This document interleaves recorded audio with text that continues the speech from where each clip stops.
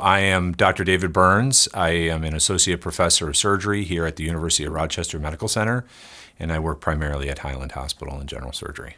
So we cover the emergency department as well as any intraoperative problems that other services may have. That's appendicitis or bowel obstructions or problems within the abdominal space. And then elective surgery are largely hernias and gallbladders. I do a fair amount of robotic surgery. The multidisciplinary or multi-collaborative approach is one of the reasons why I really like working at Highland. Highland's a smaller hospital, so you really do see the different areas within medicine and interact with different providers in those. And there's not a lot of spaces within medicine where that still happens. And Highland does, I think, because it's such an integral part of the University of Rochester Medical Center, it offers a great depth of interventions that patients may need. Most problems are very complicated, and how I can help within the setting of all those other medical problems requires a lot of collaboration and communication. So it's an extension of the groundedness that people may feel in their local communities, whether that's in Honey Falls or